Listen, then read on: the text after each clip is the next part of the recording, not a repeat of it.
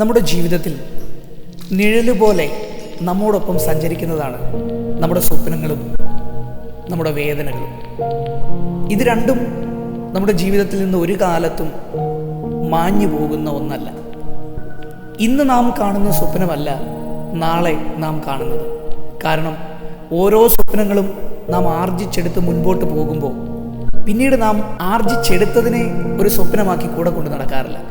അപ്പോഴേക്കും നമ്മുടെ ജീവിതത്തിൽ പുതിയത് ചിലത് വന്ന് കയറി കഴിഞ്ഞു കാണും. അങ്ങനെയുള്ള സാഹചര്യത്തിൽ പുതിയ സ്വപ്നങ്ങൾക്ക് പിറകെ വീണ്ടും നാം ഓടുന്നു. അപ്പോഴും നമ്മെ വിട്ടുപിരിയാതെ നമ്മോടൊപ്പം എപ്പോഴും യാത്ര ചെയ്യുന്ന നിഴലുപോലെ കൂടെയുള്ള കൂട്ടുകാരനായി തന്നെ നമ്മുടെ വേദനകളും നമ്മോടൊപ്പം ഉണ്ടാകും. അതിനൊരു അറുതിയില്ല എന്ന് വേണമെങ്കിൽ നമുക്ക് പറയാം. ജീവിതമാകുമ്പോൾ പല പല വേദനകൾ നമ്മുടെ ജീവിതത്തിനകത്തുണ്ടാകാം. അതിനൊരു കാരണം നാം കാണുന്ന സ്വപ്നങ്ങളൊക്കെ തന്നെയാകാം. കാരണം ആ സ്വപ്നത്തിലേക്ക് നാം മുൻപോട്ട് അത് ആർജിച്ചെടുക്കണമെങ്കിൽ കടന്നു പോകുന്ന വഴിത്താരകളിലൊക്കെ നല്ലതിനേക്കാൾ ഉപരിയായി അല്ലെങ്കിൽ നന്മകളേക്കാൾ ഉപരിയായി നാം പല തിന്മകളും ചാടിക്കടന്നു വേണം മുൻപോട്ട് പോകാൻ.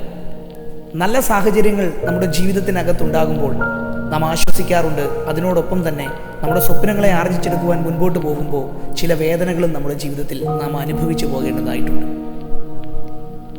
ജീവിതത്തിൽ നീ ഭാരപ്പെടുന്ന വ്യക്തിയാണെങ്കിൽ, നിന്റെ വേദനകൾക്ക് ഒരറുതിയില്ലെങ്കിൽ, നമ്മെ ആശ്വസിപ്പിക്കുന്ന എന്തോ ഒന്ന് നമ്മുടെ ജീവിതത്തിനകത്ത് കടന്നു വന്നാൽ മാത്രമേ സന്തോഷത്തോടെ ആഗ്രഹങ്ങൾക്ക് പിറകെ നമുക്ക് പോകാനായി സാധിക്കുകയുള്ളൂ.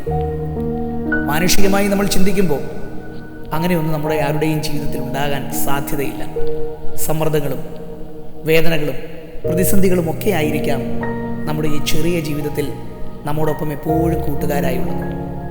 വ്യക്തികൾ നമ്മെ ഇട്ടേച്ചു പോയാലും, സ്വന്തക്കാർ നമ്മെ മറന്നു പോയാലും, ബന്ധുക്കാർ നമ്മെ കളഞ്ഞിട്ട് പോയാലും തള്ളിക്കളഞ്ഞാലും നമ്മോടൊപ്പം സഞ്ചരിക്കുന്ന ഒന്ന് നാം ആർജിച്ചെടുക്കുവാൻ ആഗ്രഹിച്ചിരിക്കുന്ന സ്വപ്നങ്ങളുടെ പിറകിലുള്ള വേദനകളാണ്. ബൈബിളിൽ ഇങ്ങനെ ഒരു വാക്യമുണ്ട്. യോഹന്നാൻ 16:20, നിങ്ങളുടെ ദുഃഖം സന്തോഷമായി തീരും. നമുക്ക് എവിടെയെങ്കിലും ഒരു ശുഭഭാവി ഉണ്ടാകുമെന്ന് ചിന്തിച്ചാൽ മാത്രമേ നമുക്ക് ജീവിക്കാൻ ഒരു കാരണമുണ്ടായി മുൻപിൽ നിൽക്കുകയുള്ളൂ. അങ്ങനെ ജീവിക്കാനുള്ള ഒരു കാരണമായി ഞാൻ ഈ പറഞ്ഞ ചിന്ത നിന്നിൽ എപ്പോഴും ഉണ്ടാകട്ടെ. എന്നെ കേൾക്കുന്ന നിങ്ങളോടൊന്ന് പറയട്ടെ, നിങ്ങളുടെ ദുഃഖം സന്തോഷമായി തീരും. ആ ദുഃഖങ്ങൾക്ക് ഒരറുതി ഉണ്ടാകും.